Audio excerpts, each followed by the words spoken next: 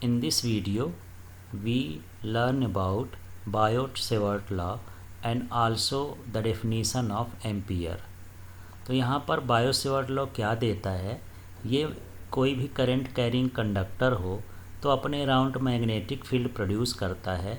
वह कितना magnetic field produce करता है उसकी वैल्यू हम बायो-सेवर्ट लॉ से फाइंड कर सकते हैं। इसका जो फार्मूला होता है ये होता है dB equal to mu naught upon 4 I dl sine theta upon r square. तो यहाँ पर dB का मतलब मैग्नेटिक फील्ड है और म्यू नॉट 4 एक कांस्टेंट है। I करंट, dl जो है ये स्मॉल एलिमेंट है लेंथ का, और साइन थीटा, और ये हो गया r स्क्वायर। अब यहाँ पर हम एक कंडक्टर लेते हैं और वो कंडक्टर क्या है, XY है, कंडक्टर है पूरा का पूरा यहाँ तक, और यहाँ इसमें जो फ्लो हो रहा है वो करंट I है। इसमें जो स्मॉल एलिमेंट है लेंथ का वो क्या है, dl। इससे r डिस्टेंस पर एक पॉइंट P है जिस पर हमको मैग्नेटिक फील्ड फाइंड करना है, और इसी को हम यहाँ पर डिटेल करेंगे। Let I current flowing in XY wire due to small area element dl, magnetic field intensity dB at point P at distance r is. तो यहाँ पर हम 4 टाइम्स जो है dB को लिखेंगे। एक बार dB का रिलेशन हमको किससे लिखना है, इससे करंट से। एक बार लिखना है यहाँ पर स्मॉल एलिमेंट से, लेंथ एलिमेंट से, और फिर ये साइन थीटा से, फिर एक बार लिखना हमको r स्क्वायर से। बस ये 4 टाइम्स लिखना है और इसी की वर्डिंग कर देना है। तो देखिए पहले I के साथ लिख दीजिए, तो dB प्रोपोर्शनल I हो गया, मतलब magnetic field intensity is directly proportional to the current flowing in the conductor. अब हम यहाँ पर अगला जो लिखते हैं वो dB का रिलेशन dl से लिखते हैं। तो यहाँ पर magnetic field intensity is directly proportional to the element of conductor. तो यहाँ पर लेंथ एलिमेंट है तो ये लेंथ एलिमेंट लिख दिए। फिर यहाँ पर dB proportional to sine theta. तो यहाँ पर साइन थीटा क्या है, it is directly proportional to sine of angle between line joining to the point and element.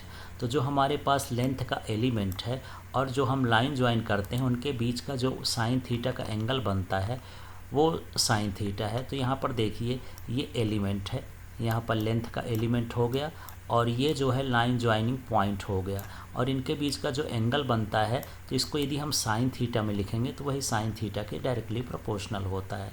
फिर इसके बाद यहाँ पर dB मतलब magnetic field intensity is inversely proportional, upon में है तो इन्वर्सली प्रोपोर्शनल बोलेंगे, inversely proportional to the square, ये स्क्वायर लगा है, square of distance between the point and element.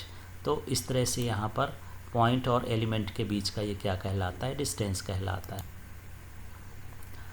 अब यहाँ पर जो हमारे 4 टर्म्स आए हैं, यदि इन 4 टर्म्स को कंबाइन करेंगे तो यहाँ पर जो dB है वो 4 टाइम्स है तो इसको 1 टाइम्स लिख देना है, और dB जो है I के प्रोपोर्शनल था, इसके बाद dB dl के प्रोपोर्शनल था, dB साइन थीटा के था, और 1/r स्क्वायर के इन्वर्सली प्रोपोर्शनल था। ये जो हमारे 4 पॉइंट्स हैं उनको यहाँ पर कंबाइन कर दिए हैं। अब जब यहाँ प्रोपोर्शनलिटी का साइन हटेगा तो यहाँ इक्वल लगेगा और एक कांस्टेंट आ जाएगा। तो यहाँ पर k जो आया है ये कांस्टेंट है, और कांस्टेंट की जो वैल्यू होती है म्यू नॉट अपॉन 4 होती है, तो k को इसके वैल्यू से रिप्लेस कर देंगे। अब यहाँ पर k क्या है, where k is a constant which depends on medium and system of unit. तो ये मीडियम और सिस्टम ऑफ यूनिट पर डिपेंड करता है। यदि हमारे पास SI सिस्टम हो और मीडियम वैक्यूम हो तो k की value k equal to mu naught upon 4 equal to 10⁻⁷ tesla metre per ampere होता है। यहाँ पर जो म्यू नॉट है वो परमेबिलिटी ऑफ फ्री स्पेस होती है।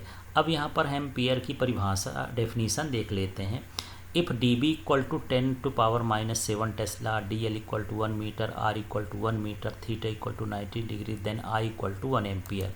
जो हमारा फार्मूला था उस फार्मूले में ये वैल्यू हम पुट कर देंगे तो I की वैल्यू क्या हो जाएगी, 1 एम्पियर हो जाएगी, और इसी को डिफाइन करना है। 1 ampere is a current which produces a magnetic field of, ये देखिए मैग्नेटिक फील्ड ऑफ 10 टेस्ला या वेबर पर मीटर स्क्वायर, इतना का मैग्नेटिक फील्ड प्रोड्यूस करे। कहाँ प्रोड्यूस करे, at the centre of conductor of length 1 metre kept in the form of arc of 1 metre radius. तो यहाँ पर हमको एक कंडक्टर लेना है जिसका आर्क कितना हो, 1 मीटर का हो, और इसकी लेंथ भी कितनी हो, रेडियस की लेंथ भी कितनी हो, 1 मीटर की हो।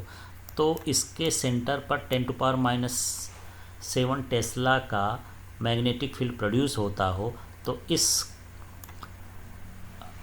कंडक्टर में जो करंट फ्लो होता है उसकी वैल्यू 1 एम्पियर होती है। अब जो इसका एसआई यूनिट होता है वो होता है टेस्ला, और इसको हम वेबर पर मीटर स्क्वायर भी लिख देते हैं। अब इसका हम वेक्टर फॉर्म देख लेते हैं। तो यहाँ D B vector equal to mu naught upon 4 pi D L vector into R vector होता है। अभी हम ऊपर फार्मूला देखे हैं कि यहाँ पर जो डी बी का फार्मूला था वो इस तरह सा था। ये इसका जो है स्केलर फॉर्म है म्यू नॉट अपॉन 4 पाई, और यहाँ था I D L sine theta